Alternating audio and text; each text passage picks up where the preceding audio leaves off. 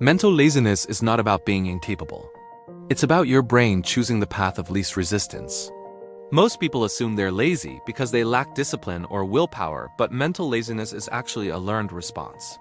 This video is about how to beat mental laziness by understanding why it happens and how to retrain your brain to engage instead of avoid. By the end of this video, you'll know why your mind resists effort, why forcing motivation doesn't work, and how to build habits that make thinking and action feel easier instead of exhausting. Let's start with what mental laziness really is. Your brain is designed to conserve energy. Thinking deeply, focusing, and making decisions all cost energy.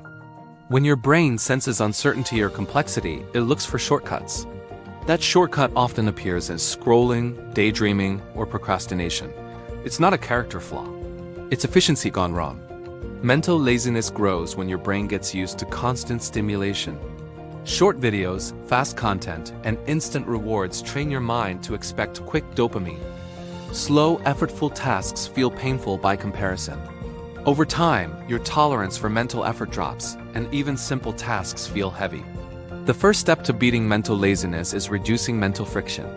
Most tasks feel hard because they're poorly defined. When your brain doesn't know where to start, it avoids starting at all. You fix this by creating clear entry points. Instead of work on this, define the first visible action. Open the file, read one page, write one sentence.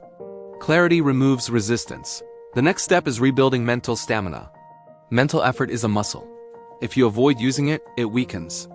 You don't fix this by forcing long sessions. You fix it by practicing short, focused effort daily.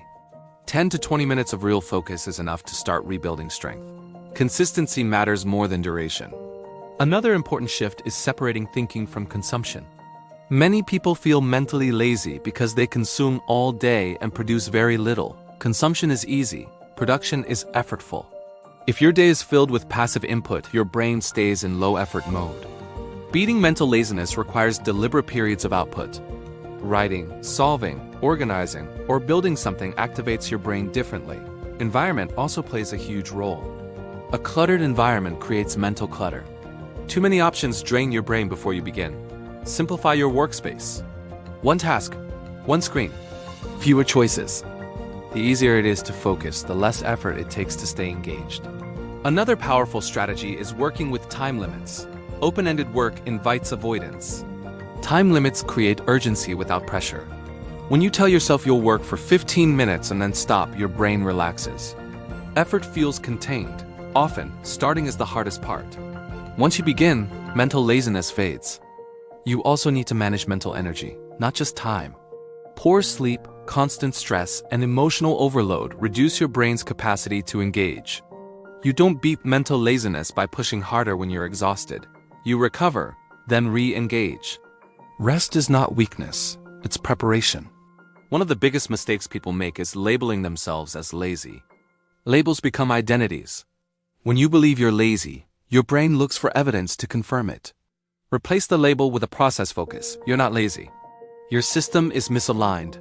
Finally, mental laziness fades when effort becomes familiar. The more often you engage your mind intentionally, the less resistance you feel. Effort stops feeling threatening and starts feeling normal. Beating mental laziness is not about becoming extreme or forcing discipline. It's about removing friction, rebuilding capacity, and designing your environment to support effort. When your brain no longer fears effort, action becomes automatic. And that's when mental laziness loses its grip.